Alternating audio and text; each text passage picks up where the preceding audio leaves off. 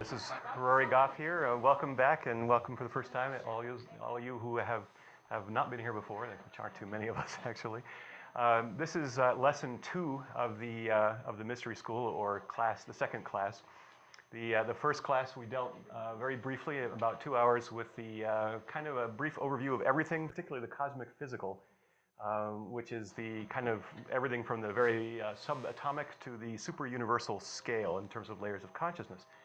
And I was working a lot with Rob Cox's book on that one because he gave some very exciting verification from the science's point of view on exactly where these different dimensions line up in terms of layers of consciousness. And that tape should be available for sale at some point soon when Rena finishes editing it. So this one, we're now starting class 2, and this one will be basically on the cosmic astral, and if we have time, we'll be getting into the cosmic mental. So we're going up basically one dimension from where we were last week. Last week was basically all the physical substance. Now we're moving up into the slightly subtler realm, what we could call the subtle body. And essentially we could say that I like to work with a 9 chakra system here. I think I've mentioned that last week, where we sort of have three groups of 3. There's one easy way to look at it, like so. And we could say this, basically speaking, this bottom triad is the body, in the dense body, the middle body, and the subtle body. So that's basically elemental, physical, and astral realms. Then the middle 3 are the mind or the soul, and that's the dense mind is the concrete mind, what we call manas. And then basically the middle mind is sort of the I am itself, and that's the ahankara, the causal realm. And then the subtlest mind is the finest feeling level, which is the Buddhic realm. And that's kind of the intuitive realm when it's actually been awakened as well. And so that's the triad of the soul. And then the last triad is the triad of the spirit. And we have the dense spirit in the throat, and that's the actual manifesting of the vibratory levels of creation, what we call the Atmic realm, blissful vibration, the sort of the Vedic choir singing together, that kind of that layer. Next layer up is the eye or the brow or the third eye, and that's the witness layer, the monadic layer, the Avyakta realm. And then that's the middle spirit, and then the subtlest spirit is the crown chakra, which is what we could essentially call that the transcendental realm or the logoic realm, although it isn't quite. There's actually a whole other realm beyond that that actually is what we would call the logoic, but that's sort of beside the point. So essentially last week we were covering the physical cosmos, and this week we're going to move into the astral, and if we have time, we'll take a little time to move into the mental as well. Okay, so astral realm is all about flow.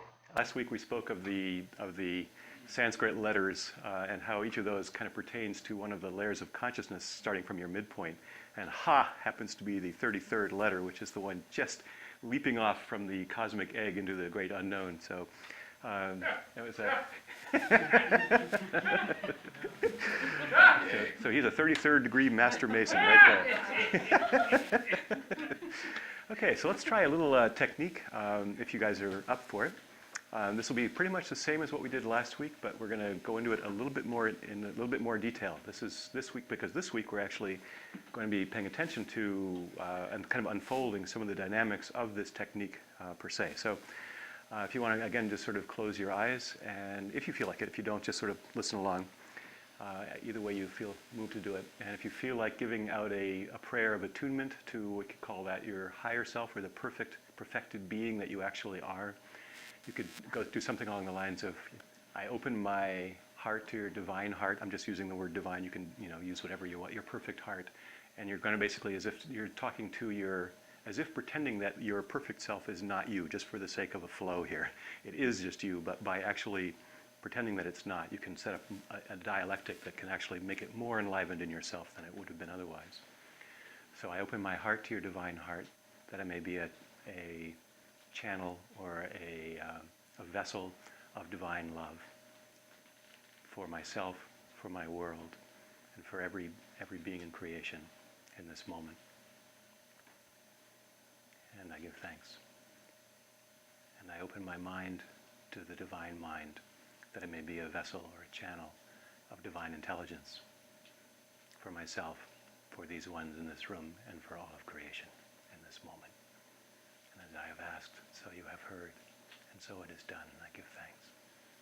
And I open my will to your divine will, that I may be a vessel or a channel of divine ecstasy of purpose for myself, for these ones, and for all of creation in this moment. And as I have asked, and as you have heard, so it is done. And I give thanks. And then we can, in our mind's eye, just kind of allow our consciousness to go up, kind of floating up through the top of our head, up beyond the crown chakra, up to the radiant center that is above the head, above the crown. And we could call that the grand central. And we could, if we wish, kind of feel all of our energies flowing up through our body, up to this radiant center, this perfect place that is the Logos itself, the cosmic intelligence itself, cosmic love itself, cosmic will. And feel the energy moving up right from below your feet, right from the center of the earth. There's a golden ball at the center of the earth, and feel that flowing up through the body. And breathing, as you're breathing, breathe in, you can breathe it in from the center of the earth up to the middle of the body. And as you're breathing out, continue the out breath so that it breathes up and out through the top of your head and connects with that radiant center above the head. So that you are now essentially a triple sun. You have a golden sun beneath your feet, which is the center of the earth, a golden sun at your middle point, which is your solar plexus, and this golden sun, which is the center of the universe, the center of the super universe is above your head. And just allow that to be. And just each in-breath, just draw in from the roots, draw in like a cosmic tree, draw in from the center of the earth, and breathe in until it comes up to your midpoint, the solar plexus point, right at your rib cage. And as you breathe out, just let it breathe out and keep going up, flow up on the out breath, right up through the top of your head until you connect with that center point. And take a few moments to play with that.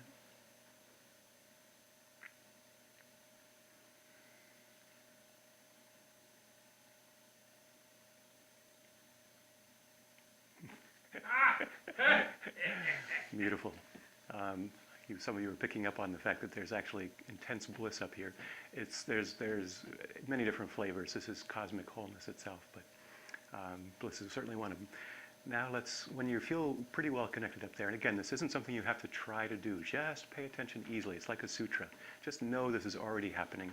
Don't try to make it stronger than it is. Just pay attention to what's there on that subtle level. And you're paying attention to it easily makes it stronger, brings it more into being. So as you're feeling connected to that, just now allow that to flow back down through you and all the way down into that golden ball at the center of the earth, so that you allow that flow to go down now. Feel the gravity flow of earth, anchoring all of this energy, hungering, thirsting for all this energy, all this cosmic energy to be brought right into the center of the earth. And allow that to flow down through you like gravity, rooting you in. Feel that deep, lovely rootedness down into that golden center of the earth, which is also pure divinity, absolute perfection. This is the enlightened earth as it is, was, and shall be. Just allow that energy to flow down, all the way down through the body, to completely enlighten the earth, so that the whole earth is breathing that in. So again, as you're breathing in now, try breathing in from that cosmos above the head until that roots down into your solar plexus point. And then breathing out, let yourself sink down further and further into the earth. And if some other technique works better, use that. This is not carved in stone, but just use the breath to allow yourself to feel attuned to this cosmic flow. It's a golden flow, or whatever other color you feel comfortable with. Beautiful, beautiful. Rooting right in. Now you're a tree and you're drawing in all that cosmic energy right down through your body into your roots, and then down into bless the earth as a whole. So the earth is absolutely radiantly pleased with all this divine energy that you're connecting to the earth.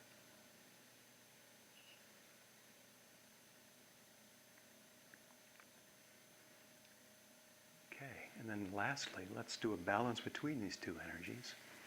Let's feel the energy pouring down, again, still from the cosmos to your central sun, which is just below your heart in that solar plexus point at the bottom of the sternum, bottom of your breastbone, the bottom of your heart.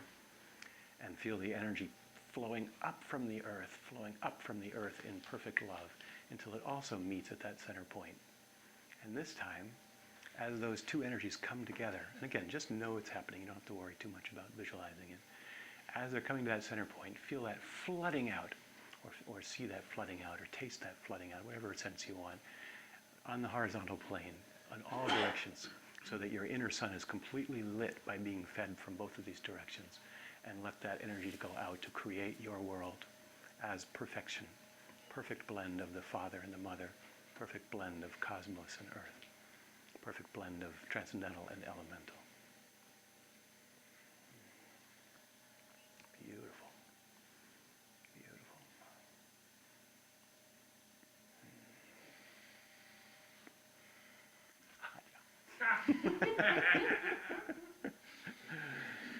And now, whatever it wants to do, just let it do for this final thing. Whatever you feel most comfortable with allowing the flow to do.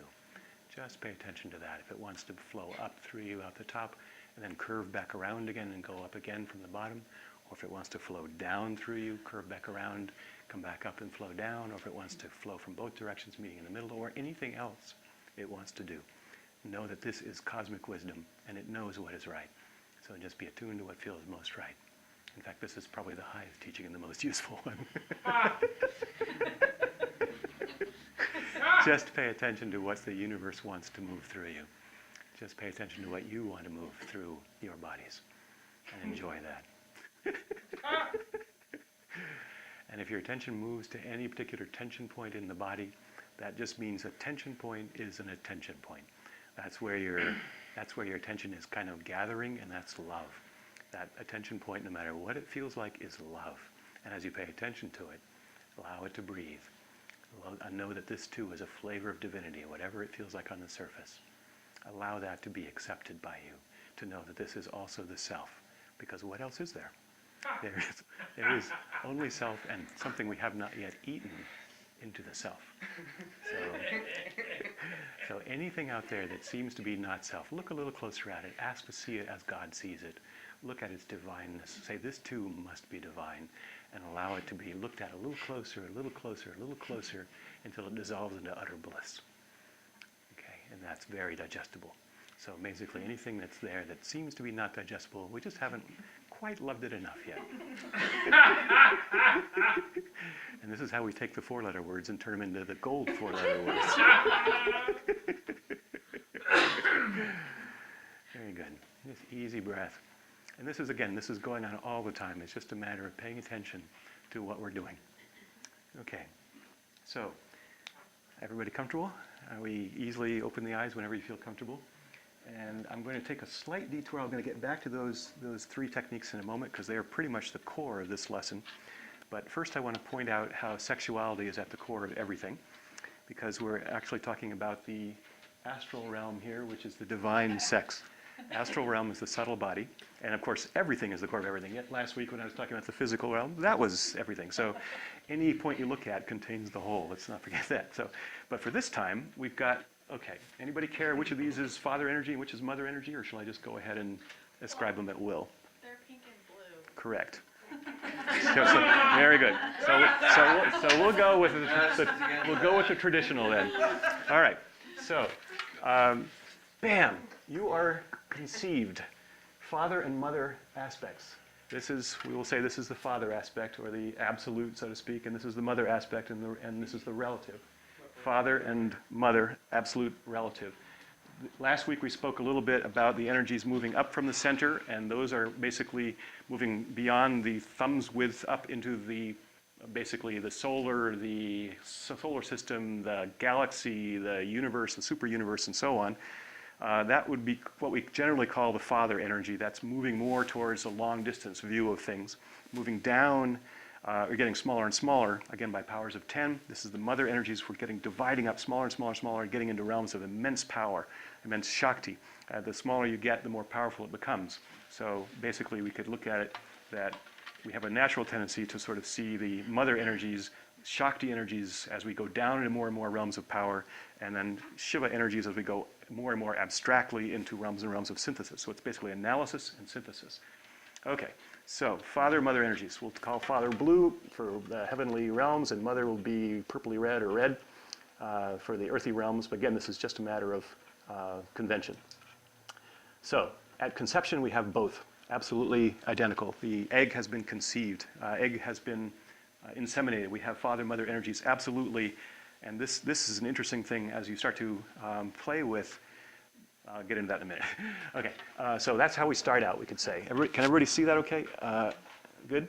All right. Now, so where do we go from here? We have to basically start to separate. There's no place else to go. So we move to essentially here, and now the bottom edge of the blue is touching the base chakra of this inner being of ourselves, and the red one is touching the eye chakra, right? So what we have there is base and eye being enlivened. Base is the physical or organs of action, eye is the witness. So we have witnessing of the organs of action. In terms of just after conception, we would call this prenatal waking state. So that immediately after conception, we are actually already awake.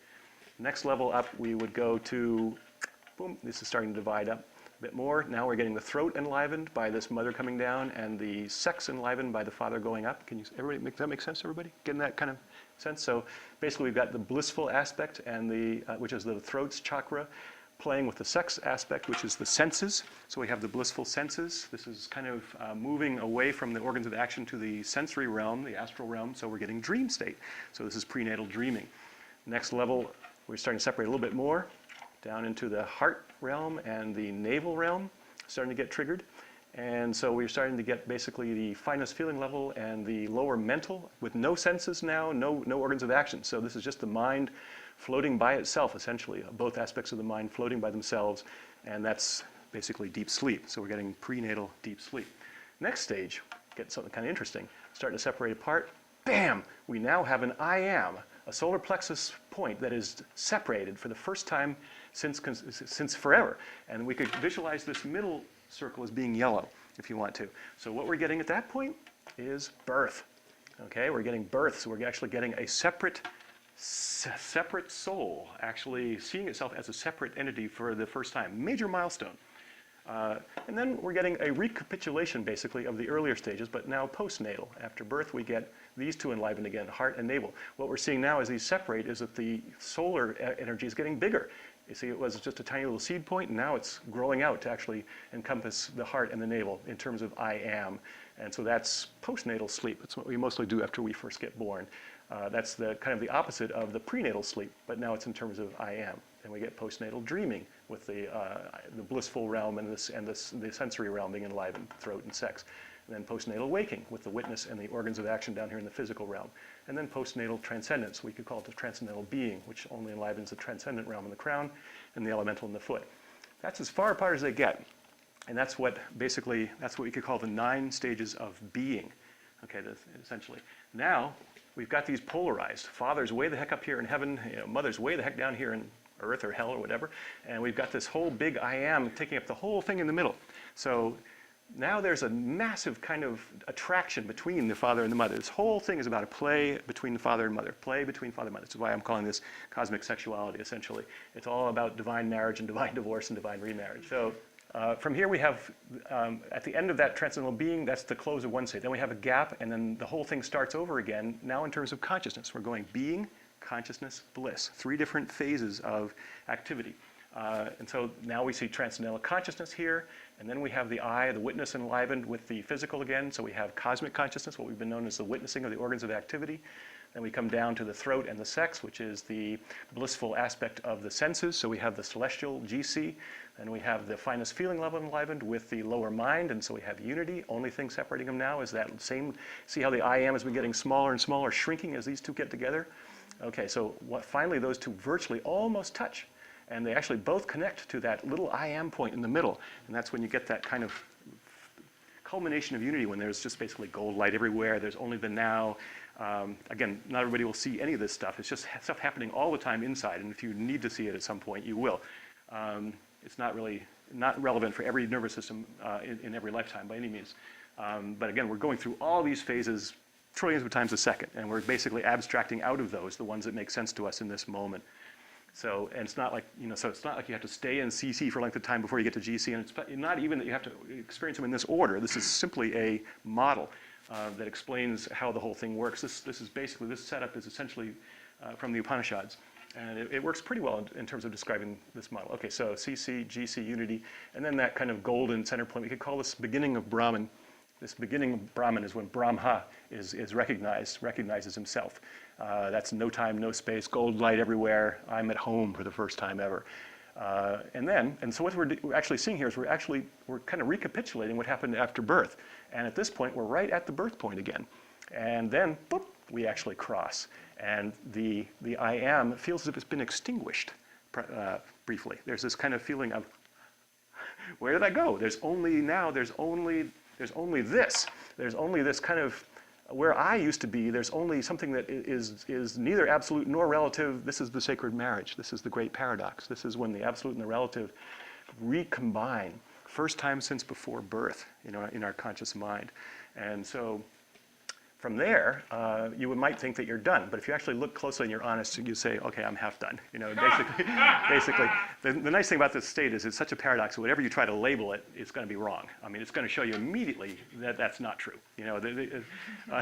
So anybody who kind of is in that particular phase, their immediate impulse is to say, no, no, because, oh, it's absolute, no, it's relative, oh, it's inside, no, it's outside, oh, it's ordinary, no, it's extraordinary, no, it's ordinary, no, it's here, no, it's not here. Yeah, it's like, you can't freaking pin it down because it's the self.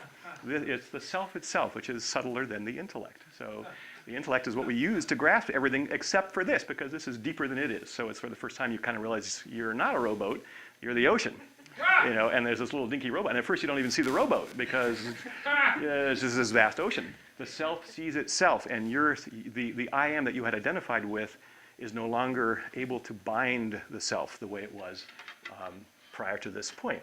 So now what we're doing is we're unbirthing ourselves. We're going backwards and backwards in time. From this now point, there's no place to go, essentially, but backwards, in a sense. I mean, we're still going forward in time along with everybody else, but subjectively speaking, our important stuff takes place now by going back and doing particle work, by going backwards and healing our past. And essentially, with this state awakened, you have actually unbirthed yourself or rebirthed yourself. And so the whole process of rebirthing becomes kind of interesting. This would be called rebirthing, it would be called any number of different other things, but it has to do with prana.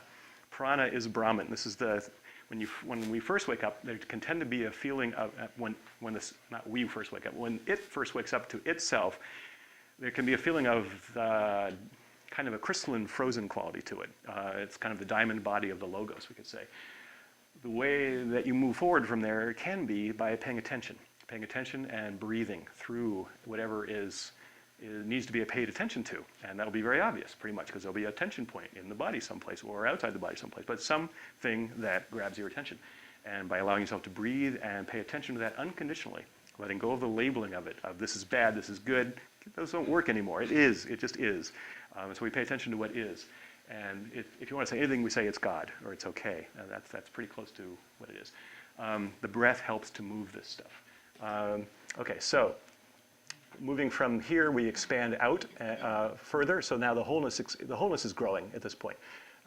So it's all in terms of the growth of the wholeness. And see here, the wholeness has actually taken over the midsection, our inner soul, kind of the way it did as it was touching on the unity. So we call this post-Brahmanic unity. Okay, so this is kind of like a unity, but now in terms of wholeness, as opposed to a unity in terms of, whoa, I'm in unity, what happens next? Nothing wrong with that, but that's a particle in space-time experiencing unity that's been handed down from the outside. Now that we are wholeness, experiencing unity as a natural unfoldment of our own desire. So from this point on, essentially, it's all self-taught, to a certain degree anyway. From Brahman on, it's essentially self-taught, because it's all the self teaching the self. Yes? Which chakras are those? These are the heart and the navel. So after that midpoint, that solar plexus point is crossed, and this can, to those that are viscerally inclined, you can actually feel this as an opening that actually takes place right in your stomach area, and there's like a hollow area in there. It's like the emptyfulness of that great paradox is literally physically there. This is a bodily awakening that takes place in a sense, and you start to trust the body more and more. Okay, so post-Brahmanic unity, and then we move up to the throat and the sex as it continues to expand, and we have post-Brahmanic GC. We really start to become aware of energies flowing by this time usually, and particle work and all that kind of stuff. I don't want to get into great detail on any of this stuff because this is we've got a long way to cover. So from there it goes to post-Brahmanic CC. We could call post-Brahmanic GC kind of avatar consciousness or Krishna consciousness, where we start to become aware that the wholeness can take on personality and that our personality is not other than that wholeness. And then the post-Brahmanic CCs, we can call that essentially Shiva consciousness, where we're actually starting to be able to take those particles and eat them, take those particles and dissolve them, take those particles and completely nourish ourselves with them with such unconditional love that they merge into us. Because basically, after Brahman, what we're now talking about is our growth is done, essentially. Our growth is done in the set, and of course it's not, but from a point of view of that has always been here. So there's no growth from the point of view of that. There's only now. But the particles still go on inside of us, and they very much still believe in growth. And we're still continually collapsing into these particles and experiencing life as a being in space-time also. And there's no way we could have creation without that dynamic, as far as I can tell. So the key now is to act from that point of view of recognize that these particles are not the whole us. They still want to grab us entirely in a sense and spin out their programs and believe that they're real. We know better by saying, okay, where in my body am I feeling this? Oh, it's right here. Oh, well, the rest of me feels pretty good. It's only this one little point that's kind of in pain. So I can now go in as a God to that particle and give it what it needs, as a father or as a mother to that little child self. And it believes everything it's been told, and we don't anymore. So we can actually go in and reprogram those particles with more delight, more bliss, more love than they believed was possible before. And as they start to open to that, when you first become aware of those particles, you're kind of being the cosmic awareness for the particles. So as soon as you go, oh, it's not me, it's a particle inside of me, then you put that particle into cosmic consciousness. You just became its witness. And then when you start to pay attention to it and love it and warm it up, you put it into God consciousness. Oh, that witness cares about me. And then when it starts to warm up so much into love and trust and faith that it merges back into you, you just put it into unity and you just ate it. So it's, yeah. Well, so does the particle have a consciousness of its own? Yes. A tape, a Yes, yes. It's a program, a virus, or a little child self, somebody that's been frozen in space-time.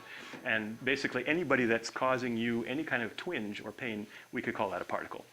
That's something that needs attention, whether it's inside of you or outside. It's often easier to withdraw the senses back to see where it is in the body, because then you aren't thinking it's something out there you have no control over. It's never something out there you have no control over. Not really. It's always some feeling that you're feeling here that you're ascribing out there. So that's part of that whole process of withdrawing the senses.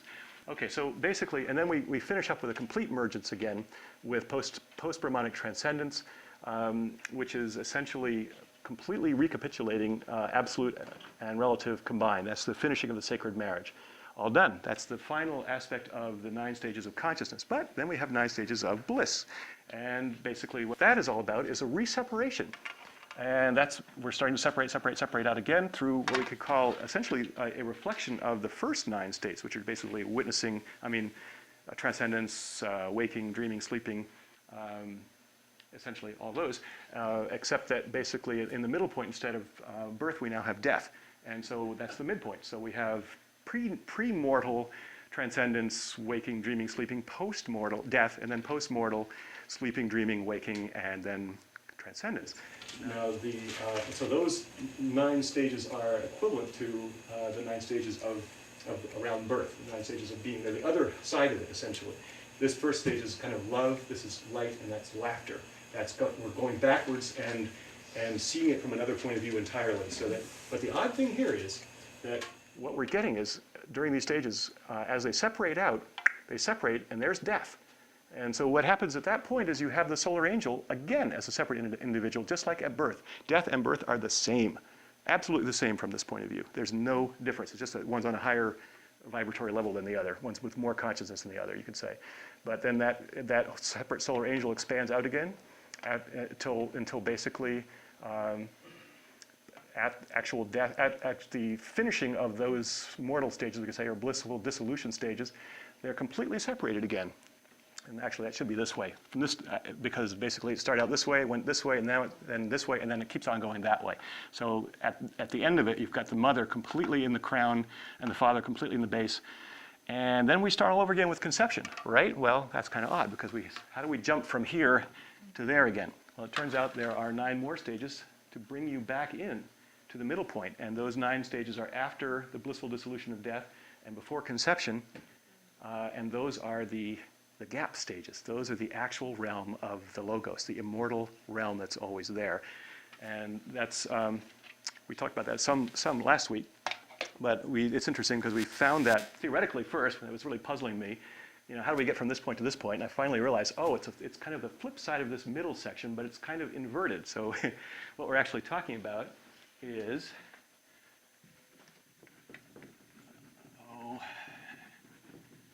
hope everybody got that. Could you write that out? Yes, next week. I am too, trust me. All right, so let me just get these back in here again. All right, so we could, using a model that we're very fond of in Tom's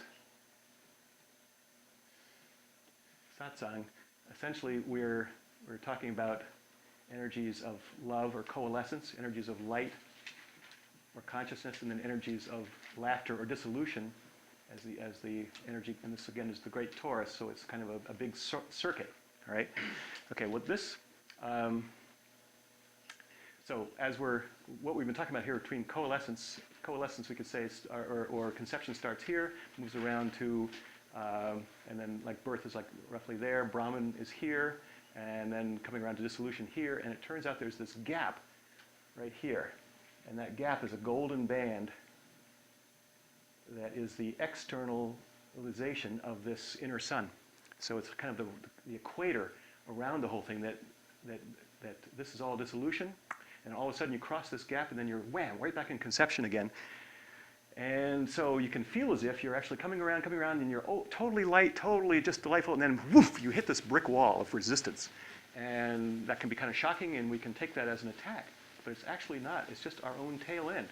We're like a snake going through here, and we bump up against our own tail. And this is intensely dense back here, and it gets more and more rarefied as we come up through. And so this is, generally speaking, a good model for whenever you run up against resistance. It's never anybody else. There is nobody else. That's the whole snake in the string thing. The resistance is only our own tail end, something that we are running up against because we completed one circuit, and now we're ready to start blessing the next circuit and coming around again. Love, light, laughter. And that's done by paying attention to it. That's love. Recognizing it as the self. That's light. And then the whole thing dissolves into a kind of a ha, and that's the laughter end. Exactly. And so then we lather, rinse, repeat. So that's basically the circuit. Now, the techniques that we were just doing this morning, we were playing with a couple of different flow patterns. And I would like to show how those actually work with regard to this 5 pranas, which has been kind of puzzling me for a number of years. Usually when something puzzles me and doesn't fit into my worldview, I just set it aside and let it percolate for a while, and then eventually it'll crystallize as I grow into it. And that was the case with these 5 pranas, because they niggled at me for a while, and they finally clicked in about 2 years ago. And then I sort of set it aside, and then I kind of wondered again just a couple of days ago, so I realized I'm going to have to teach this stuff, and it clicked in again. And that's always a good sign for me, is that when I get the same stuff over time, then there's a pretty good chance that it's accurate. So for what it's worth, I've gotten this a couple times now. Each time from kind of like, huh? Okay, so what we were dealing with first was the flow of going up. We tried that first. We went up to that kind of radiant center up the head. Oh, the other thing I was going to mention was, when you're looking at that radiant center above your chakras, you're actually, space is curved. So what you're really doing is you're looking around to here. You're actually looking to this band. You think you're just looking straight up over your head, but you're actually curving right around to here, to here. And same thing going down. As you're going down through the bottom of your feet, you're actually looking around to here, and you're touching it. And that's why that radiant center at the center of the earth is actually, if you look at it closely enough, the same as the radiant center is over your head. There's no difference. You're actually just space curving around to meet itself in a funny sort of way. But okay, moving to this first energy, as we're sending the energy up. Okay. And then it turns out that how that works is it comes down around the outside and then back up through the middle again. All right, so that's kind of the model we like to play with a lot. Well, it turns out that's just one of the 5 pranas. We call that udana. Udana. That is the energy that is moving upward. And then we also played with an energy that was going down. You got it. You guys know all this stuff, huh? Okay. We went through it together. All righty. She got me anyway. Very good. So that's apana. That's the energy that moves downward. And then we also played with one that combined the two, coming up this way and then down this way. and then shoots out out here. That is, anybody? You got it, Samana. So those are your three basic energies. And essentially what we're doing here is we're working with the three different bodies. This is the body of the body, the triad of the body, elemental, physical, and astral, or subtle. And then this one, Samana, is the body of the soul, or the mind. So we've got lower mental, causal, and Buddhic. And then this one up here, the Udana, is the three bodies of spirit. Again, you can use this as we did to surround the whole body. You can put your whole body in any one of these. We are infinitely big or infinitely small. It really doesn't matter. This is just, I'm just trying to show you an overview of how they work from the point of view of the cosmic astral body. But because we can play with our dimensional size, we can explore any of these and surround ourselves completely with those dynamics. There's no rigid model. No, not that I'm aware of anyway, especially not in the astral, man. So that's three energies. We have Udana, and we have Samana, and we have Apana. Now there's two more, right? We have Prana and we have Vyana. Where are they? Anybody else? Diana goes around? Yeah. Prana is supposedly an internal intaking force, and Vyana is supposedly a circulatory energy. But what I've found is that it turns out that they are located essentially from here to here. Here's your intake. That's prana. See, kind of scooping in. This arrow is not appropriate. It's going this way, right? We're scooping in this way and then in this way. So it's kind of like interlocking gears.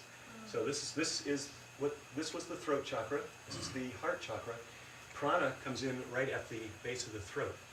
So it's basically an internalizing. This is why let me talk a little bit about the cities of these. Okay. So the other one, as you probably gathered, is Vyana, and that's going to come from the center of this one to the center of this one. And here again, actually, we have intake energies. But with Vyana, for whatever reason, they're focusing on the fact that it's circulating. It's actually going up and down through the body. So they're basically this one and this one. Vyana and Prana are the same. It's just that they are looking at different aspects of it to get across different qualities. Now, these actually relate to the five senses as well. Let me just get this in here. We got crown, eye, throat, heart, sacred heart or solar plexus, navel, sex, base, and foot, or root. Okay, so to look at some of the qualities that these bring out in terms of the siddhis, Udana is considered to be the energy that lifts you up, obviously. It is the energy that, in this case, will work right from the pit of the throat right up through to the top of the crown chakra, and it's centered on the third eye. Udana is going to be essentially the energy that is vibratory in nature because it's coming in through the throat, so it works with speech, works with creativity, works with will in general, works with the ability to raise your vibration to whatever level is comfortable for you in this moment. This is when you're using Udana, you're using the energy to actually evolve, evolutionary energy to move up and out. Also, it can take you through conscious death. You can actually move up. This realm up here was the realm of the crown chakra, is the realm that you step through as you're moving across to the shores of immortality, which is just beyond the crown, which is that radiant center up above the head. So you can die at will if you are actually playing with Udana, which basically just simply means transcend. This is essentially the transcendental consciousness, lifts you up and out. We're all pretty much familiar with that if you spent any time with the movement. That's the general thrust is to get up and out. Not that there's anything wrong with it. I mean, that is the evolutionary energy. So, but at a certain point, you might find that your energies are wanting to move the other way, and you might want to go down and do Apana. Apana is the energy that works with eliminating toxins, with actually moving into allowing stuff you no longer need to go into the earth because the earth can use it all, basically. So it's kind of using gravity. Apana is considered to be the energies of both elimination and sexual, shall we say, evacuation, sexual dispersion of energies, something along those lines. Sex can go either way, but Apana is the one that will take it into the outward mode. Okay, so samana is by paying attention to samana, the prana in the center, the yogi can surround himself with a blaze of light. Pretty obvious, right? We've got the solar plexus right here. We've got the inner sun right there, the inner ruler. As you start to feed the energies in there, whoosh, that's the inner light. So you're surrounding yourself with a blaze of light. More importantly, perhaps, you're flooding your universe with a blaze of light. You're actually enlightening your world. So the samana is very useful that way because you're taking in energies both ways, and it's digestion. It's assimilation. You're taking everything into the self and burning it up. So this is digestion. Got it? Okay. Again, all I have to do is just put your attention here. You don't really have to like make any of this stuff happen. Just putting your attention there, and you might want to say something like samana or whatever, and just see what happens. But okay, so prana. By putting your attention by doing samyama on the pit of the throat, which is this gap point here, the yogi experiences cessation of hunger and thirst. That's because you're actually taking in food. Prana is intake in general, and it's intaking breath, it's intaking food, it's intaking ideas. Essentially, so by putting your attention here, you're actually becoming aware of the fact that you are getting filled all the time. So if you have a feeling of being hungry or a feeling of being unsatisfied, by putting your attention here, this is one way to kind of break that pattern of thinking that you're not getting enough. That sort of diabetic kind of proto-energy, you could say. And let's see, what else we got? Oh yeah, so, by putting attention on Vyana, you're going to basically be starting to pay attention to this circulatory energy, the fact that you're getting nourished continually, the fact that you're being prospered, the fact that you're, what else? Let's see. Let me give you a little bit of how these actually relate to the senses, and then you can get a better sense of how these actually work. This whole upper one, Udana, we could call the sense of hearing, because essentially it activates the throat chakra, and that's the highest of the five senses. Finest hearing, space, finest hearing. Next one down is essentially finest feeling level. Has the heart realm there.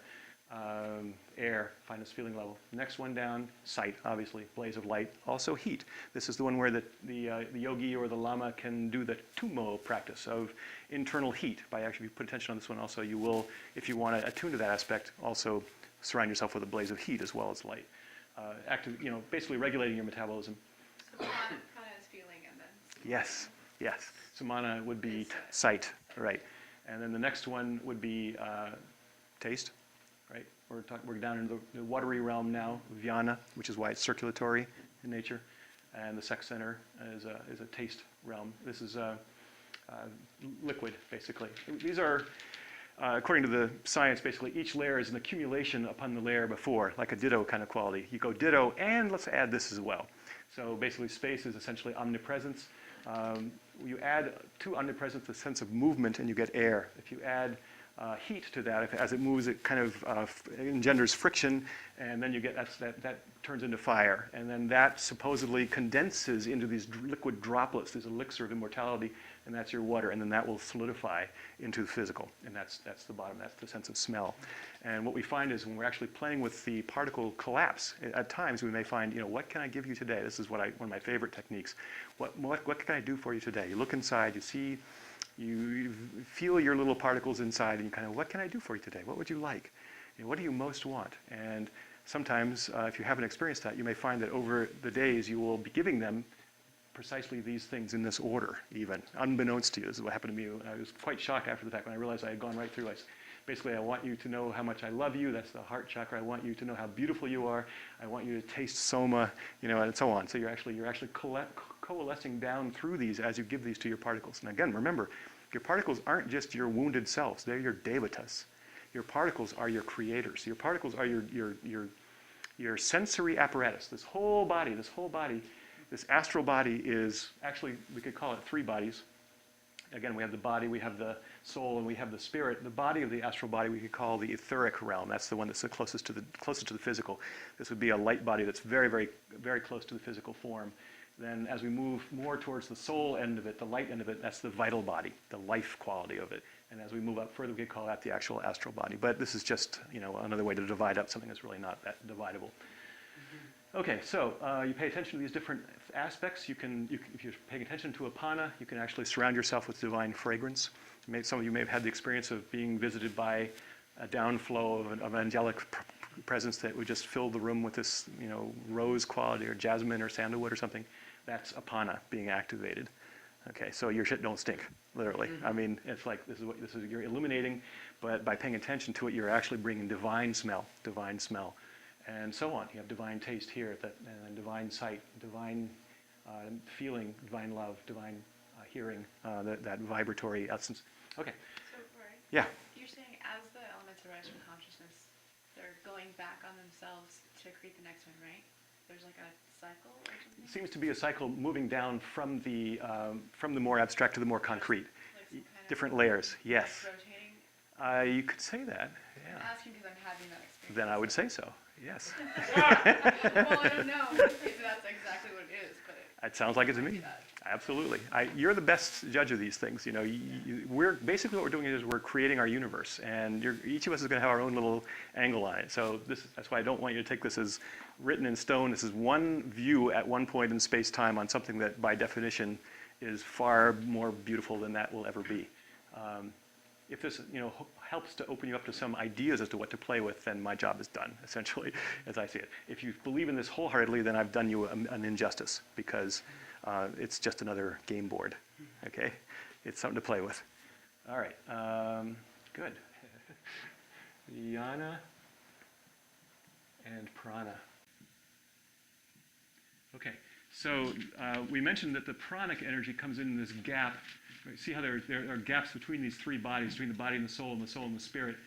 The pranic energy comes in between the heart and the throat at what we would call the pit of the throat. I consider the throat chakra to be actually up in here somewhere. And then the Vyana energy comes in between the navel and the sex, which would be, here's my navel. Sex I consider to be at the pubic bone, so you're talking right about midway down, 3 or 4 fingers down from the navel, which is the same as the hara or the dantian point or thereabouts in various traditions. Okay, so a little bit more about the astral body, which is this whole thing, or the pranic body. This body is the intermediary between the mental realm and the physical realm. So the mental body, which is our kind of our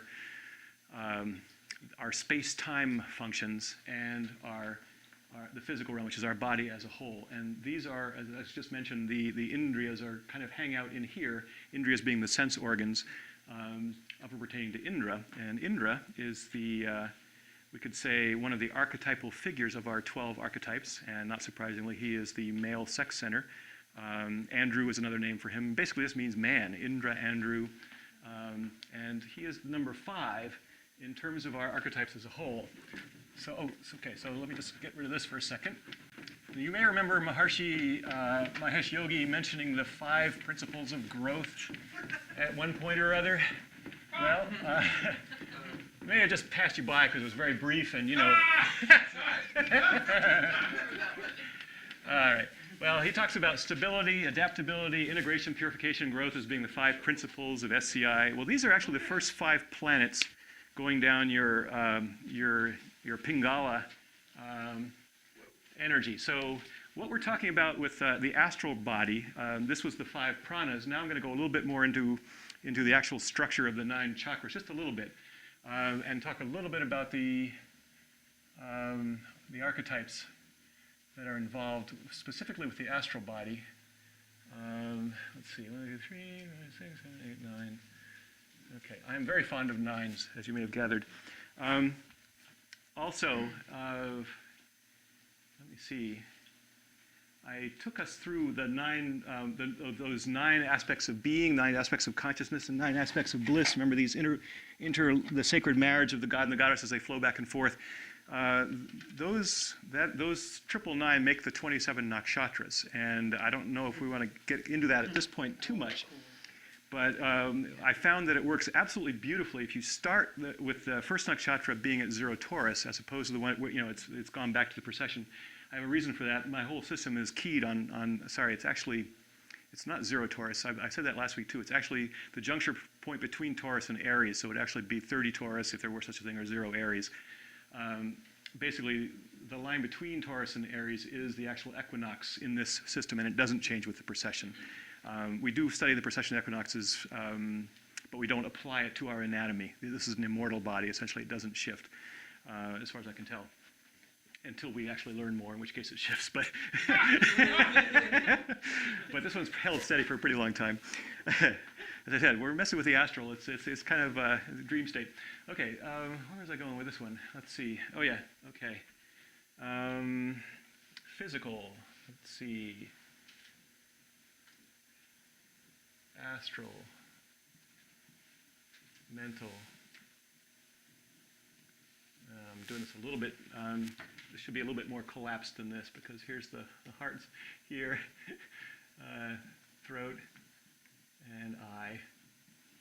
Okay, so what you've got here, 1, 2, 3, 4, 5, 6, 7, 8, 9, 10, 11, 12, these are your 12 planetary archetypes. So they are out here in what we call the Ida and the Pingala, or Pingala, I'm not sure how you pronounce that. Anybody know how you pronounce that? Is it Pingala or Pingala? Pingala. Okay, Pingala.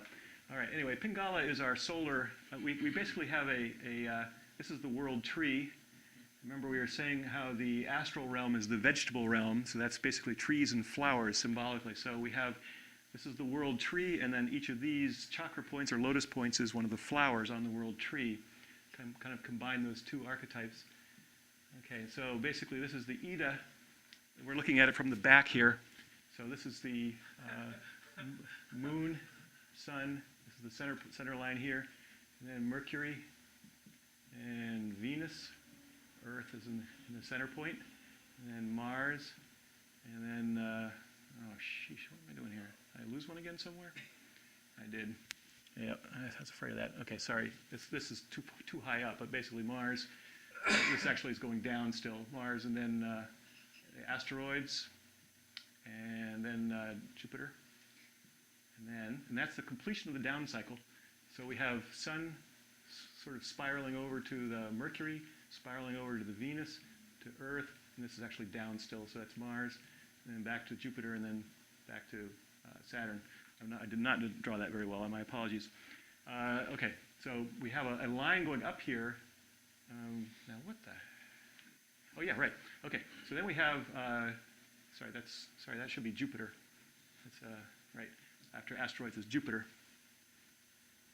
So, and then Saturn begins the upward cycle, and then back up to Uranus, and then up to Neptune, and then this is the midpoint above it, Pluto. Pluto is the other half of Earth, and then up to Proserpina, which is North Node, and then Isis. I'm not drawing these very well, sorry, South Node, and then the Moon, which is the outermost field of the whole thing. So basically you've got going from the Sun in order of the planets helixing down through as far as Jupiter, and then Saturn, and then on out from there is kind of, so that first 6 are kind of moving towards the center from Sun, and the second 6 are moving out towards the outermost field from that center point. And these two here, Jupiter and Saturn, are the most base. We're moving from the lightest to the darkest, in a sense, and basically the Jupiter and Saturn are our two gas giants, and so that's our base that kind of anchors us down in. All right, so what we've got here in terms of archetypes, we're now playing with these two. Those are the sex archetypes. This is physical, astral, mental, and then causal, and then Buddhic, Atmic, monadic, logoic, etc. So these two archetypes here are the fifth one. 1, 2, 3, 4, 5. We're not counting the Earth one because it's a center point. It's not one of the dyadic pairs. Well, it is because it has Pluto on there, but both Pluto and the Earth are kind of going through this way rather than off to the sides. So we don't count those as far as the counting of the basic chakra goes. So first planet, so to speak, is Sun. That's stability. Second one is Mercury, adaptability. Third one is Venus, integration or synthesis. This, by the way, is Libra. So that's the center point of the two scales. So that's why it's the balance, Libra, Venus. And so Mercury was Gemini, so that's the pair, that's adaptability. You know, the thesis and the antithesis. Self is I am me. That's the Sun. It's obviously the only one that exists, so it must be stable. I poke fun at that one because that's my favorite archetype, so I tend to identify with it a lot. Okay. What was that? I am me. I am me. What else do I need? Okay. So, and then 4 is Mars. Now we're getting into purification. Purification actually relates to the word pyre, which is fire. So we're actually getting into the naval fire here of Mars, Aries, and all that. And then the 5th one is actually growth. And so we got stability, adaptability, integration, purification, growth. Growth is the symbol for the asteroids is upside down Mercury. Basically anything that's diametrically across the middle, and I'm sorry I showed this so badly, is the flip side of the other. So Uranus looks like this, for example, and then Isis, which is its polar opposite, will look just like that, except upside down. And that's kind of amazing because I was getting these symbols inside for a number of years before I finally figured out this system. For a long time I went with Jupiter being here the way it's always been in traditional system. We've ignored asteroids. We just go from Mars to Jupiter, and Jupiter being Sagittarius as ruler. But when I put the asteroids back in, all of a sudden it just was mind-blowing, literally. I mean, it just completely tuned my body so that for the first time the octaves actually work. Octaves are up and down across the center point. Anyway, I don't want to get too much into detail here, but basically, so we're talking about number 5, and then 6s and 7s were last week. We were at 6s and 7s. The far end of our 6 would be something like that's Jupiter, and that's kind of responsibility. That's where growth stops. The buck stops here. Outward flow stops. Let's take into account some feedback. Let's see how you guys are doing. So that's kind of boom. That's bottom line. That's physical. That's the Smith. He's kind of the exact opposite of the yellow creator. Yellow creator's got all the ideas. Smith says, but will they work? This is where the rubber meets the road. And then we have the alchemist, the crystal mother over here. We're starting, this whole first half was the so-called male half of the planets, the descending half. We had yellow, orange, green, red, blue, violet. So those are all the primary and secondary colors. And the next ones, and those are all the air and fire signs in zodiac. And the next 6, the ascending half, are all female, and those are the tertiary colors. What's 7? 7 is Capricorn and Saturn. This is the winter solstice, summer solstice. Solstice line is your sushumna, is your central spine. Okay, so basically we got, and then this was in Scorpio in here. So you got, and this is Virgo here. So we have Leo. So basically we have the solstice line between the sun and the moon. So the left eye is the moon, the right eye is the sun. Those are the Ida and the Pingalas. They come up. Sorry. The color for 5 is what? Blue. And what's 7? 7 is between blue and violet. So it's blue, violet, or indigo. Saturn is black, pretty close to black. Yeah. So a lot of this actually is pretty much, you can kind of intuitively feel that this is pretty much right. And then violet, red, or magenta is the Uranus color over here. So we have blue and magenta are your basically your electric and your magnetic aspects of the astral realm, or the quick growth, the clitoral or penile stimulation, and then the slow growth, which is more the vaginal or scrotal aspects of orgasm, if you want to look at it that way. We're talking herbs and flowers being very quick growth, being the male aspect, and the slow growth being the trees. Actually, we're concerned with the long term. So it's almost like strategy versus tactics. That's actually more this next level up. But okay, where were we now? So we're talking now about, I don't know if you want to go through the other principles or just get more into the 5 right now. Which would you like to, where do you want to go? I'm just giving you that whole thing again sometime. Yeah. And I'll try to do it up. This is very badly drawn. I don't normally, here. Yeah, I'm gonna do it better, so you can actually. I'm gonna do it better, so you won't. National Day of Mourning when the board is erased. All right, we're just gonna do it this time with these 6, so you can really see more clearly without all the other stuff in there. Make it simple. That's the plan. So here's Sun, right? Mercury, right? Venus. Earth is right here. And let's see, Mars, right? And I do Mars now in the very old tradition of just being a circle with a cross on top, not off to the side with an arrow, because Mars and Venus are opposite each other, okay? And then we've got, let's see. Forgot one. There we go. Really nice. Okay, so then we've got asteroids here. That's the asteroid belt out beyond Mars. So we've got this going. So it's the upside down on the Mercury. Exactly, because that's right across from the Mercury. So that's Mercury is orange, this is blue. So color coding all works with this, which also works in terms of your psychology. Mars is red, the red man, the red warrior, red hunter. When you're feeling red, you're angry. That's the undigested Mars energy. It could digest into zeal. Blue is kind of basically all the kind of qualities of blue. It can be kind of a minor tone. It's actually Aeolian in terms of music, but I'll get into all that later. But we've got plenty of time. If you guys are interested, we can go into this in any depth you want. Blue, and then violet down here with Jupiter. And then the Saturn is kind of the flip side of Jupiter, right? Okay. And then we got basically Uranus is here. And then Neptune is here. And then Pluto is the other side of Earth, the shadow side of Earth. That also we don't count as a separate planet in terms of rulerships. And then this one, you kind of sense what this one's going to look like. It's going to be the upside down of Neptune. Anyone? Anyone? I love that. Okay. And then this one we're going to have is the other side of this. Right? So it'll be, this is Isis. This one's called Proserpina or North Node. This one's Isis or South Node. Looks like that. It's funny, I was getting this symbol something like how did it look? Like this for a long time before I realized what she actually stood for in terms of the wheel and how she was the upside, the other side of this. And then I also saw her like, and this one I kept seeing like this, So I was getting these images long before I got why, which is always fun because that way it kind of helps to sort of validate when you actually see how it all fits together. And actually, for the sun, we can also do the sun looking like that and the moon looking like this, if you want. And that actually shows how they tie in with these guys down here, the upside down versions of those. And they're also like, well, anyway, that's basically it. Okay, so what you've got is stability, adaptability, integration, purification, growth, and then responsibility. And then we have something like, we could call it,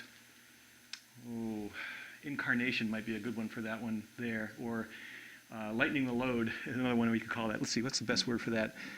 It's the trickster, essentially. She's the sculptor. She starts to chip away what's no longer necessary. This guy is still accumulating, and he's like the smith. He's still gathering together. He's gravity. He's ultimate gravity. She's actually almost, in a sense, anti-gravity. She's lightening the load. She's getting rid of anything you don't need. Saturn will chip away anything that is not necessary in your life until all that is left is crystalline or diamond. She's the one that kind of creates the diamond body. And, let's see, this one is, we could say, kind of communion would be a good word for number 8. She's kind of the forgiveness. This is Pisces over here, so the whole Pisces age is, so we have Pisces and Sagittarius being the two sex centers. Pisces age is all about forgiveness, salvation, baptism, all that sort of Christian stuff. They kind of glommed onto those symbols very nicely and kind of took a copyright out on them in a way. But they actually are for that, just the keynotes for the Pisces age, which is now passing away. And then, so let's see, on from there to the number 9, which is Neptune. We call this flying away, as in gotta go. Perfect timing. That's why I said it. So that's actually sacred space would be the keynote for that one. And this next one we could call perfection or devotion, accepting of the perfection of everything. This one over here is the right heart, so that's giving out. This is compassion, the green guy. And then the red-orange woman is devotion or accepting the perfection. So these are the two halves of your heart. And then 11 up here is kind of memory or music. And 12 is the whole thing or the container or the body consciousness, we could say. It's kind of the yin aspect, the most expanded to the yang spirit consciousness over here of the sun.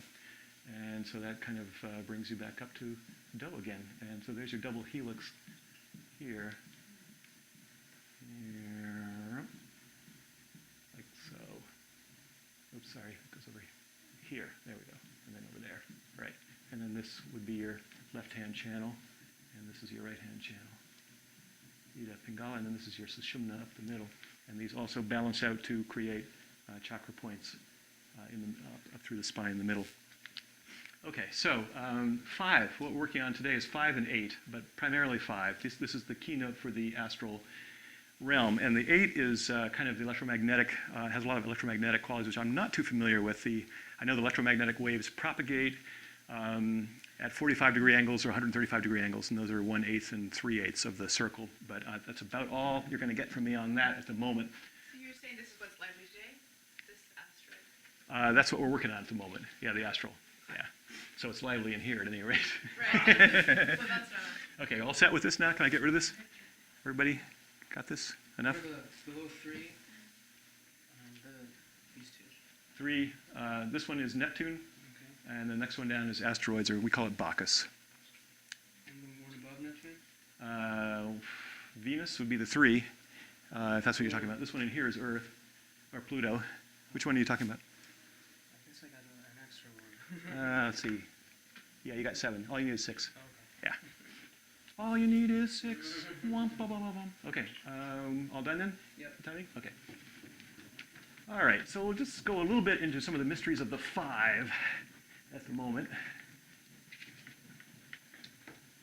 We just spoke of the 5 pranas and the 5 senses. Again, this is all aspects of that astral body. The astral body is the body of the indriyas or the senses. Oh, that's what I was going to mention. That's right. That blue guy that I just erased, his name is essentially Indra or Andrew or any number of other things, including Bacchus, Dionysus, and there are a lot of names for him. But basically, the indriyas are named for him because that's his realm, as far as I can see anyway. Sagittarius, the archer, the thunderbolt, Indra and the thunderbolt, Indra and the flowered spear. Okay, and the centaurs are definitely related to that whole realm, which are also the Gandharvas. Centaur and Gandharvas come from the same root originally, and they are both horse beings, essentially. Originally, Centaurs is horse heads, Gandharvas is horses' butts, but essentially it's the same idea. And that's just because that realm, the horse is the phallic animal par excellence, essentially, and that the horse is and the centaur are Sagittarius, which is so. That's a whole other story of which animals are which. So that's a whole cosmic mental plane, which we'll try to get to maybe next week. At this rate, we're getting kind of short. Okay, so just a few things about the 5. Most of this stuff you can Google, so I'm not going to go into it in too much detail. If you Google something like pentagram and golden mean, most of this material will come up there. So, or golden ratio, whichever you prefer. But the 5. A 5 is what we're doing when we're doing it 1, 2, 3, 4, 5, and all that is we're adding an extra consciousness each time. 1 is there's only one of us. 2 is there's another person over there. It's a mirror of me. There's an attention flow that connects us essentially, and I'm scared of that one because it's not me, but I kind of like it too. It looks pretty nice. There's great attraction and there's great, there's all this drama that goes on all of a sudden once you have a second one. So that's the adaptability. And then when you get a third, bloop, you actually have two selves and a third up here that's watching those two and feels like the odd man out. Oh, look, they have an attention flow between them. They have love. I don't. You don't really tend to see your own attention flow that connects you with. All you see is a dyad out there. So it's kind of like you're a kid and you're looking at mom and dad, and where do you fit in, and so on. So that's the green man, the caregiver, has that kind of as a dynamic to it, where he's an odd man out, but he does like to give. He likes to love. He likes to take care of people, but he's not being taken care of himself. With the 5, let's see. So 5, basically what we're dealing with 5 consciousnesses. We've moved through basically stability, adaptability, integration, purification, which is the 4th point, which is a tetrahedron, which is actually time, understanding of time for the first time, to perhaps a point in the middle that now connects those, like so. That's 5, one way to look at 5. But another way would be just to put it out like this. Any clustering of a certain number is going to be homologous, is going to have certain aspects in common. So that, for example, this one is 14 points. It's not the only 14-point figure you can make.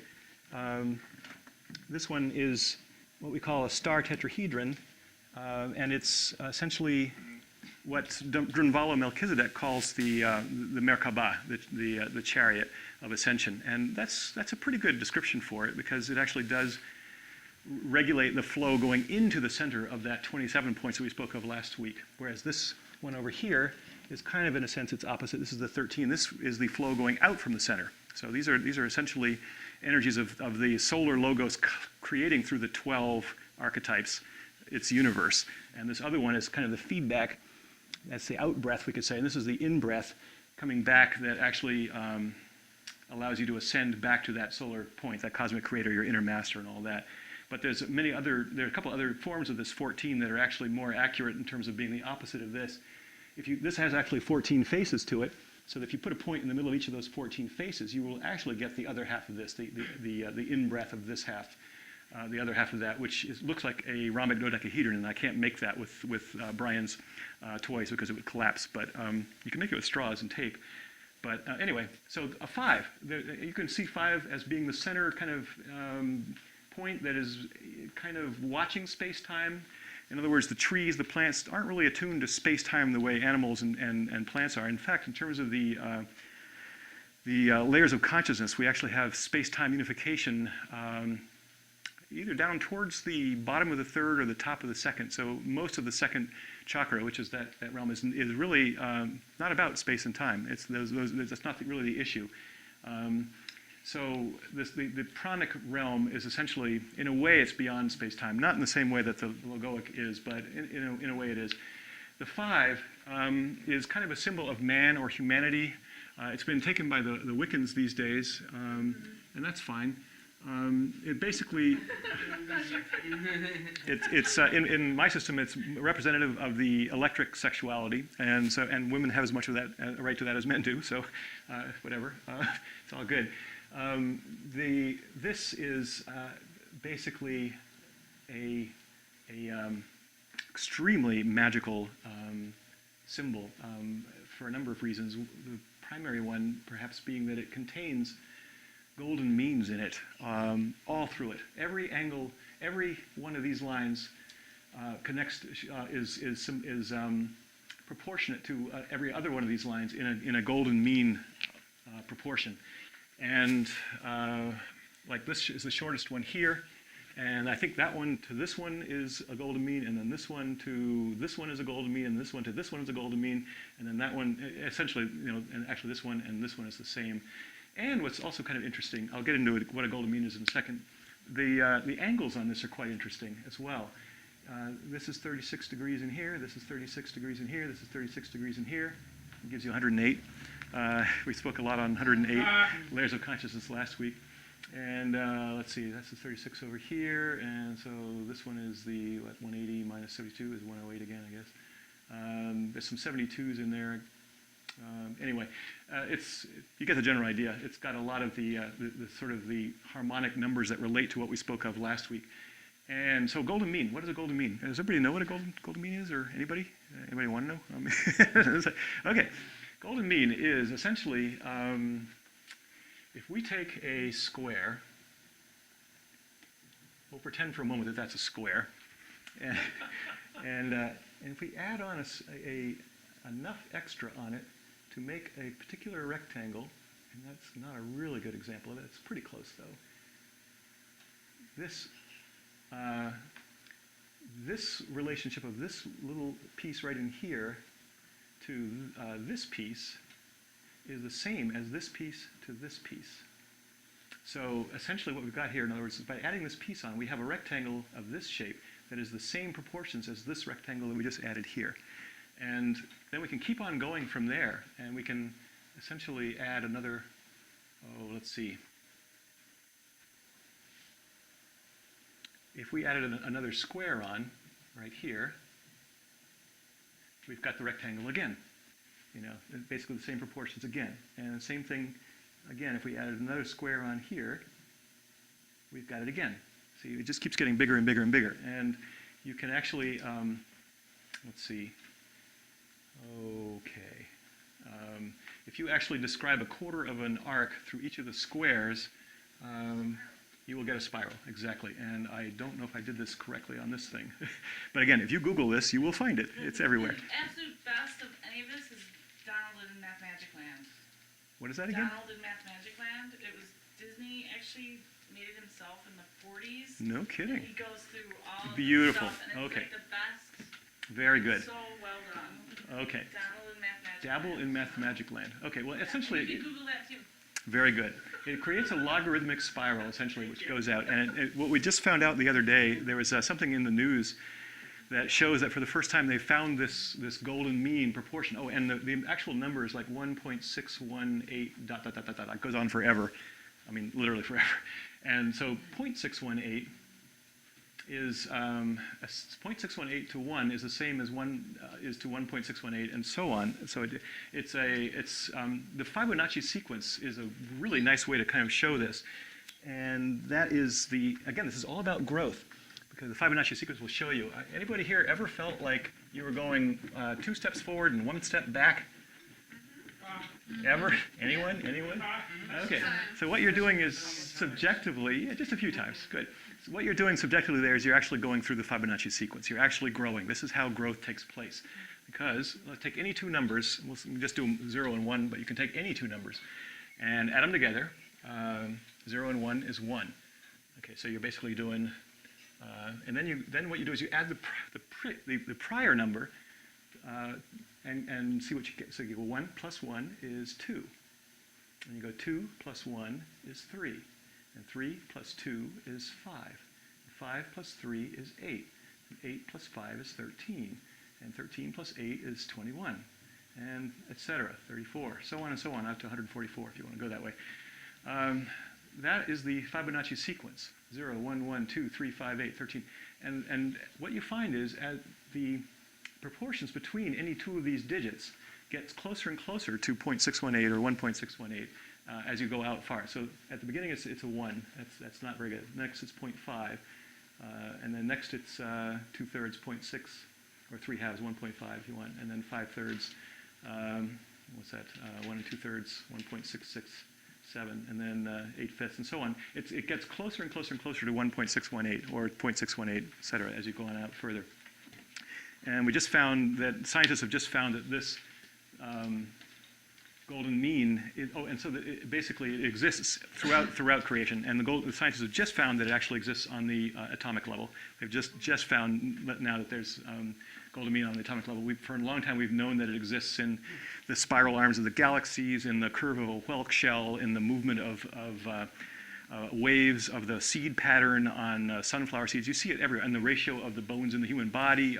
Art, all really good Renaissance art incorporates the rectangle, usually consciously, but not always, as far as I know, and so on, and so on. So basically what we're talking about here is some of the mechanics of that 5-ness. It's all inherent in the 5. So that's some of the fun aspects of how the astral kind of impinges on the physical, for those that like the numbering aspect. Okay. What would you like to do? Want to do some more breathing? Pranic. Pranic, very good. That would be appropriate for today. All right, so let's see how we do this. Would you like to do your own, or would you like to have a guided aspect? Or Guided. Guided. All right, let's take a few nice, easy, deep breaths. We could probably, we can leave this on if you want. Nice, easy, deep breaths. And just know in the moment that basically everything we just described is perfect. Good to see you guys. Take care. All right, so we did not mention this last week, but essentially we did mention it last week. The realm above the head and the realm below the feet, as also this solar realm in the middle, are all aspects of the Logos, and in fact, which is the absolute purity of creation as it exists in the divine consciousness. There's a saying in the TM tradition, in the puja, I guess, whoever puts attention on the unbounded awareness, whether impure or pure, then purity abounds. But the exact description of that unbounded awareness was Pundarakaksha, which means lotus cube or lotus eye. And what we're talking about there is this 27 points of this cosmic cube. And this sacred, which is the same 27 that I just spoke of in the nakshatras.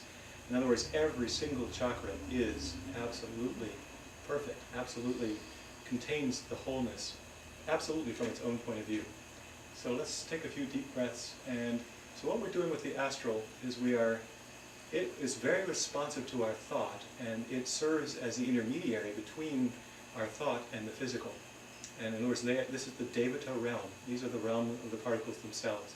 These particles are programmable by our own thought. And as they do that, they actually start to create the world in accordance with that thought, because they believe everything we tell them.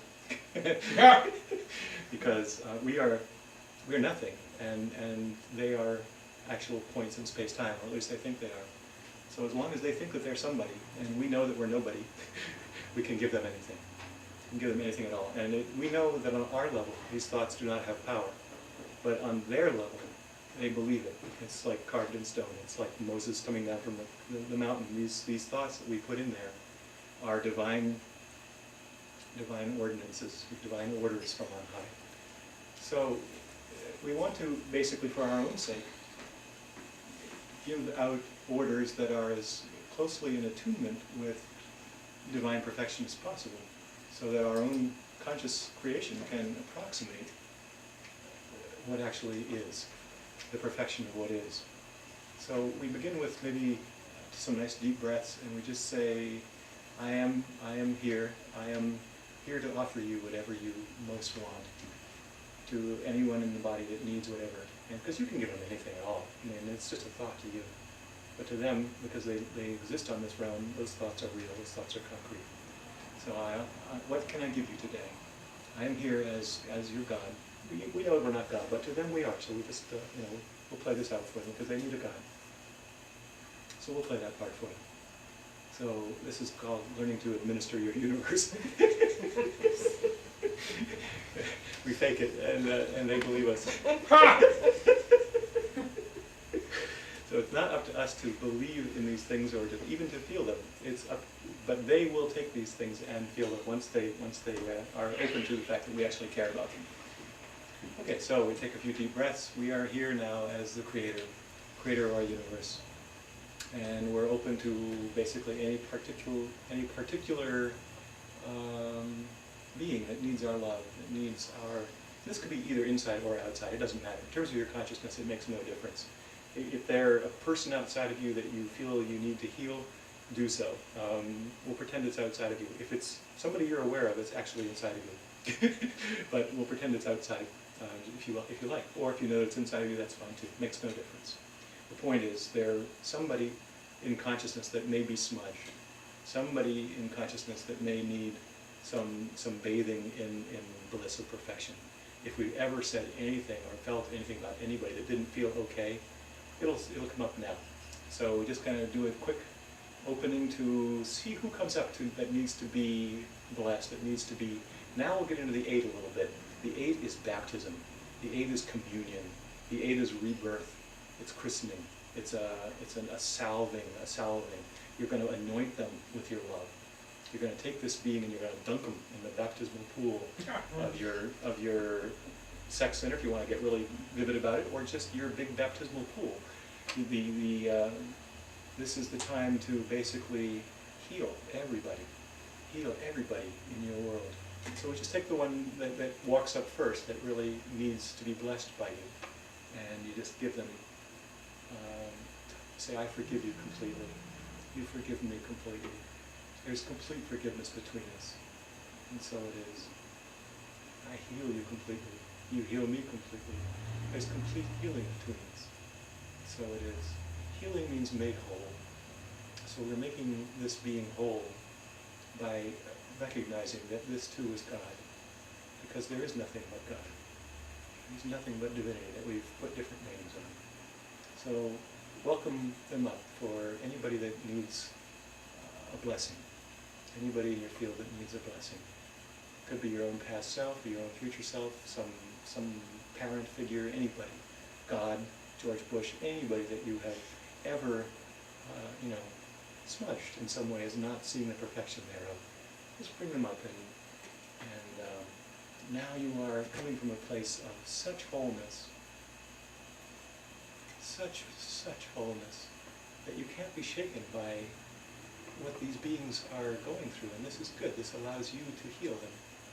You can't truly be touched by them as long as you remember who you are but they're touched, and you feel it through them. So that's good.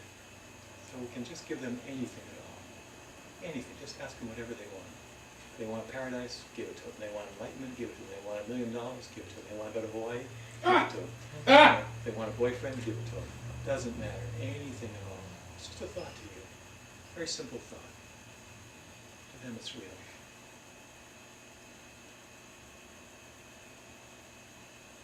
And see if they're taking it, if they have any objections. Are they actually receiving what you have to offer? Or are they afraid?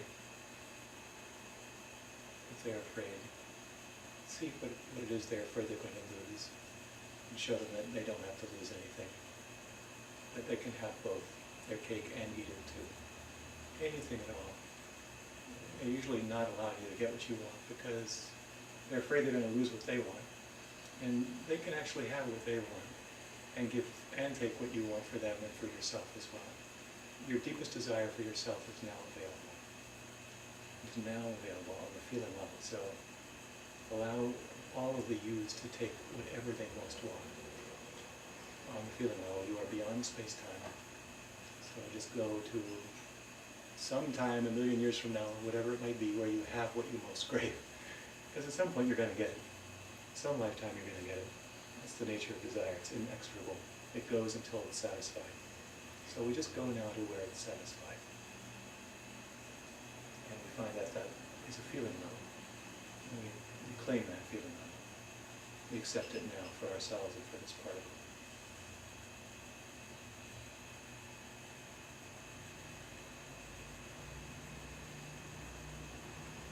You may breathe that way. Let that particle breathe however it wants to breathe.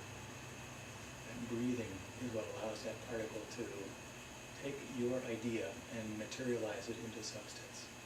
Remember that breathing is the astral, that is the pranic body, that is the vital body. That's the connector between your mind and your David particle, your body particle. So you allow it to breathe. You relax. And you open to this being absolute love, absolute bliss is its true nature. Its true nature as a created being is absolute love, absolute light, absolute bliss. And how does that feel?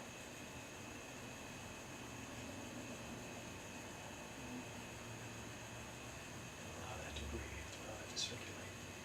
Keep the attention coming to the body. Where in the body are we feeling anything? Any resistance at all? Remember, resistance is love. Resistance is love that we have not yet recognized. Resistance is bliss that we have not yet freed into a knowledge of its own nature, the glee of being accepted for what it is. Absolute bliss. And we accept everything. Good, bad, indifferent, does not matter. Because it is. It is. And therefore, it deserves to be. It just wants to be understood, wants to be loved, wants to be tickled. And breathe, and let it breathe, let it breathe. There's a tendency to let the breath drop off as we move past the Udana and past the Apana, because we're moving into the realms that are beyond prana. But what we want to do is, when we're aware of that, just easily let the breath come again. Because we want to integrate those realms beyond prana, into prana. What we're doing here is we're taking the logoic perfection that is beyond breath, and we are letting it stir into breath. Let it stir into body. Let it become concretized. So we just allow it to breathe.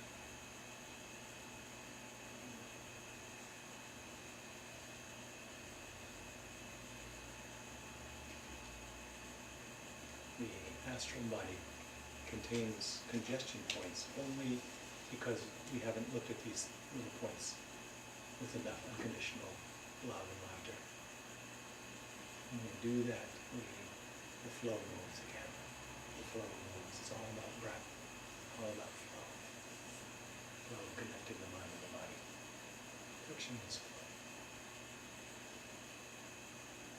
Even resistance is flow. Okay. There is nothing that is not flow. even the most solid, congealed resistance is perfect divine flow, because there is nothing but perfect divine flow on this level. So just let it breathe. Let it enjoy its own resistance, because that's love. Ha! Ha!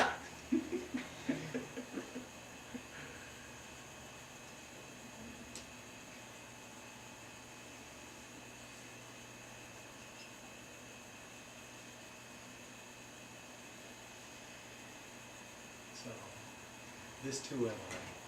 Yeah, this is a willingness to be anything at all. I can be horrible, I can be unloving, I can be hateful, I can be all these qualities, and these are not separate from divine love, light, and laughter. Because everything is just love, light, and laughter, different elements of that flow, even hate, even fear, even anger, even shame and guilt. All these qualities are absolutely perfect. And when we allow them to be, they are seen in their true light. They are appreciated. These are just colors in our spectrum. Even the absence of light is just light. It's a light we haven't yet recognized.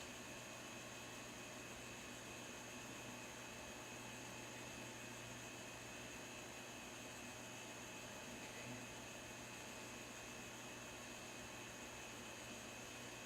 Easy breaths. Breathe, relax, and enjoy. Breathe, relax, and enjoy.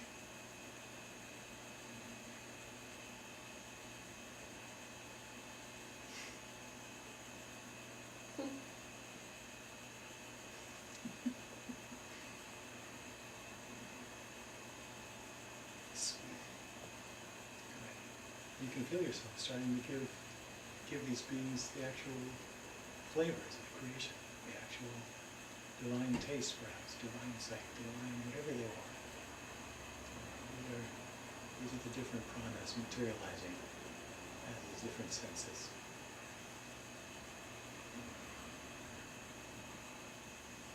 Taking that bliss level and infusing the senses, you're marrying them back together again.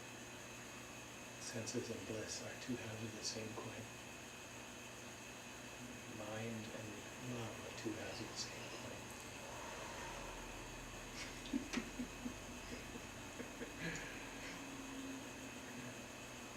Divine smell and the witness are two halves of the same coin.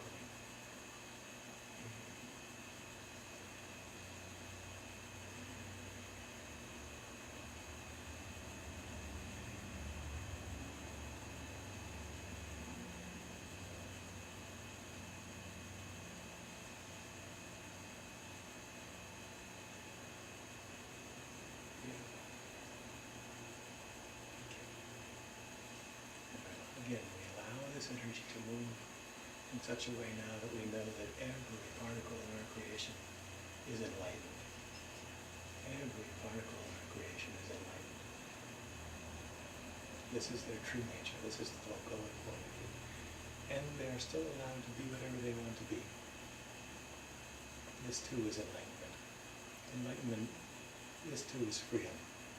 There is no barrier to divinity. This too is divine. And as we allow ourselves to recognize that these qualities too are divine, just as they are, we have allowed divinity to grow. We have caused divinity to grow, to expand through our bodies, through our universe.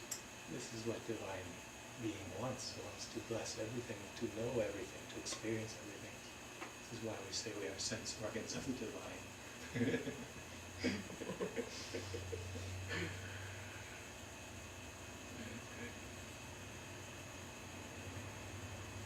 breathe, relax, enjoy. Very good.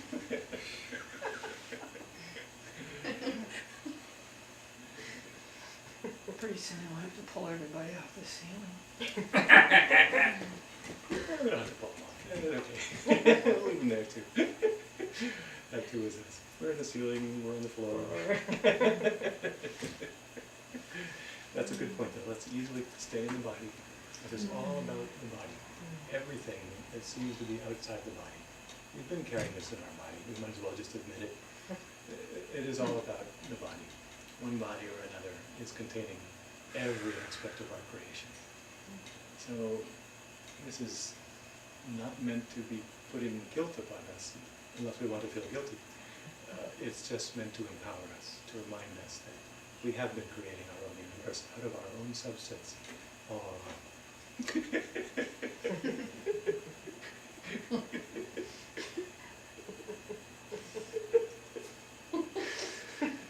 It's very delightful to remember.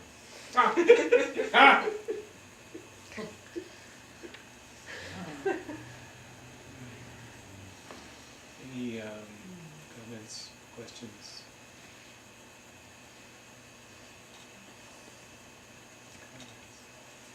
Experience. Thank you so much for remembering. So beautiful.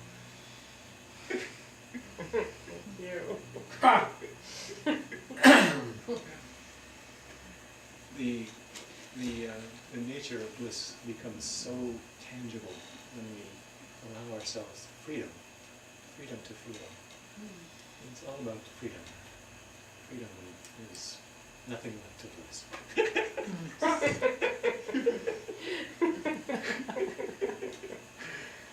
So we can absorb everything. It's no gain, no loss.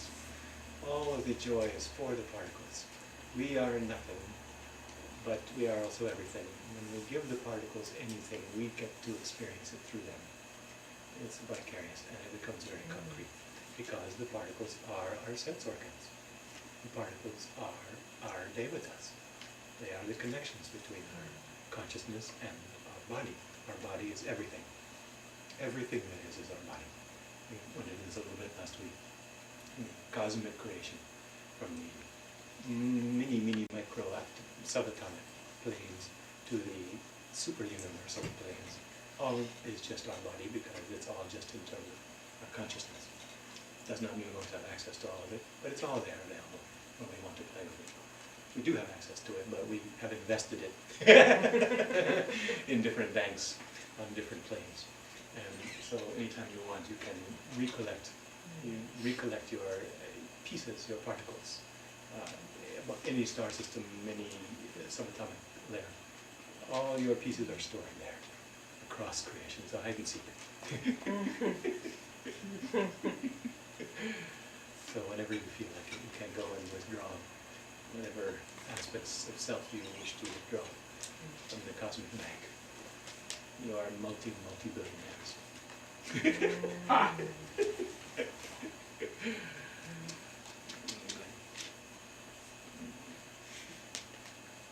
This level of astral plane is the level of the farmers, the archetypal farmers and the archetypal merchants. This is the level of divine flow. This is the level of ultimate wealth. This is the level of integrity. When we are allowing these particles to have integrity with us, then we have all riches flowing, all wealth flowing. And this cosmic astral is knowing you are supported wholeheartedly by that absolutely divinely loving cosmic universe, because the universe is to us as we are to our particles, because there's only one of us. So, as you do unto the least of these, you do unto me. This means as we do unto our children, so we are doing to ourselves. So we are doing to our divine self, and so our divine self does to us, because we are the divine self doing to these particles. We are the play of creator, creature, both back and forth. And the more we play with being creator, the more we remember that what comes to us is exactly what we gave out. That what comes to us from the universe is exactly what we gave out to our particles. And so we have immediate ability to bring the feedback back to zero, the karmic feedback back to zero. We can give out exactly what we want. Exactly what we want. Exactly what these particles want. And when we do that, we are gaining exactly what we want on the tangible level. This is what bridges between the mind and the tangible creation, isn't it? This breath. breath, flow, attention, appreciation. Thank you very much. Thank you so, so, so much. So pleased. So we start to let go of the old patterns of parenting that we learned from our parents that may not have been absolutely unconditional, if such a thing is possible. And start to be the unconditional parent that we wanted all along. And by doing that, we change our past. By doing that, we bless our past. And when we do that, we change our present instantaneously. We are changing our timeline. We are blessing our timeline. We are bringing our enlightenment and extending it back to the very beginning and extending it forward to the very end. So we have always been prosperous. We have always been absolutely and ecstatically, unconditionally loved. Because what we are doing now is in terms of moving the logos, which is beyond space-time, and we are moving it into space-time, so that space-time becomes transmuted, becomes blessed, becomes transmuted into cosmic flow of now, immortal, eternal, omnipresent, omniscient. Thank you.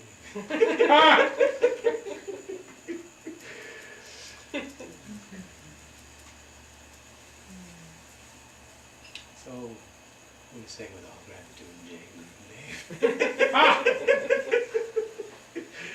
which just means we give gratitude to our divine self, and our divine self gives gratitude to our seemingly not divine self, that also is nothing but divine. There is only Gurudev.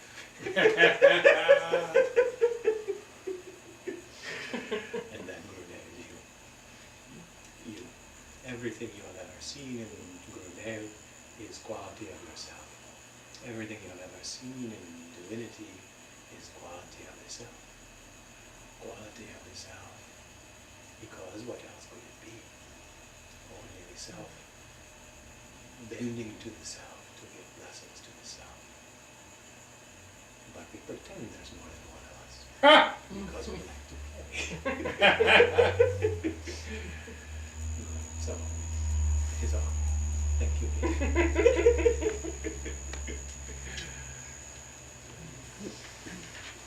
Forwards. Until what? Till 5? So done. Till then? Very good. Any questions, comments? When you were going through the 1, 2, 3 thing, Yes. you left out 4. For purification, Yeah.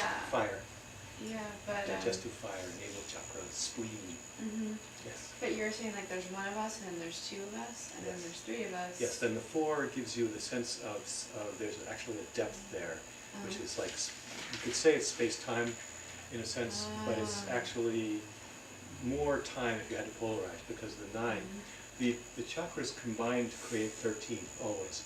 The 13 again is that 1 and the 12, which is the inner Christ and the 12 disciples, inner Magdalene and the 12 disciples, whatever you want to call it, Yahweh and the 12 tribes, all these, the 12 IDT and the 12 Adityas. And so if you have a 4 on one side, which is the spleen, Mars, which is essentially time, that's about impatience, anger, moving into zeal, red. The other side is going to be the turquoise 9, 4 and 9 make the 13, and that's space. That's actually being the center point and looking out into the 8 directions of space, we can say. So that sacred space is the 9, which is the seeker, and the fowler, the birdman, the Neptune that flies off. She's running away because she's afraid, but she's running towards home. She's running towards ascension. She's running towards sacred space, a place where the egg is intact again. She's all about the phoenix. And so the red man is the dragon, the world serpent, is his the way he sees the logos. That's the sense of time, the sense of movement, sense of desire. Okay. And the 5, we went into it a lot with the We did, numbers, but not so much not so in much terms with of art. growth. That's the blue planter. The blue planter is essentially the seed sower. This is the male sex center, so-called, or the female sex center, which is electric in nature. Clitoris would be essentially in that sense. So this is the one that brings in the electrical zap that the magnetic half has been trying to draw. And the magnetic half is the magenta one with the 8. She's the feminine half. Again, 5 and 8 make the 13. So there's a lot to be said for this sort of mystical connection across the chakras. This is when these marry, you actually are then coming back to the center point for that layer. There's also a lot to be said for a resolution of opposites across the point of all. That's balancing the red man with the green man, balancing the anger with envy, to find the zeal and the compassion that come back to the center point. I don't know, I guess we don't really have time today. Next week I'd like to go a little bit into the mechanics of what make these archetypes generate holy days, and how the actual sacred calendar comes out of this divine drama that we actually find acted out in space-time. So we'll be moving from the cosmic astral to the cosmic mental, which is all about time.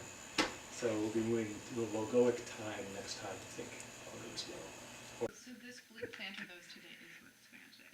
Yes, Blue Planter is number 5. Blue Planter is basically interesting thing about spiral growth on Orcas Island, and he had been going around to all these various spots. Now this guy was half fawn. I mean, he really was. You could see the pointy ears, and you kind of, with your inner eye, you could see that he had like goat's legs. I mean, he was like, he had a little beard. I mean, he was like he was Pan. He really was Pan. And this guy would go around to the different parts of the island, and create sacred circles. He would actually build stones and then dance them into being. And I was fortunate enough to go with him on one of these. And we built, we found the big rocks, and he didn't tell me what we were doing. He just said, let's go out in the woods. I said, okay. So it's like, it's like Carlos Castellano. I'm just doing, I'm just out there, I'm gathering stones or putting them out. We used our own bodies to kind of measure out the width of the circle. And we put out the stones, and then we started dancing around them. And I suddenly felt as if I was getting a heart attack. And it wasn't that I was out of shape. But I was wondering, because my heart was pounding, and we sat down, and I was gasping for breath, and all of a sudden I saw these spiral of blue sparks, bright blue sparks, come spiraling right down onto this circle and down in. And it was like a maypole, and I'm going, like, am I dying? What's going on here?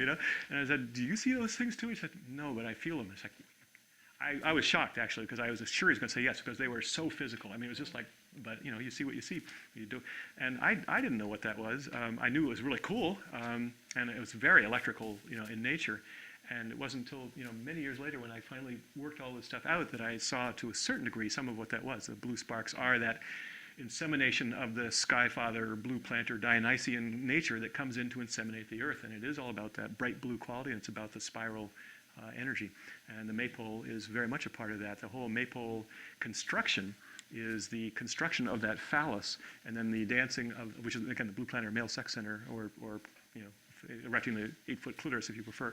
And then the ribbons are symbolic of that energy that spirals down in to actually inseminate the planet at that point.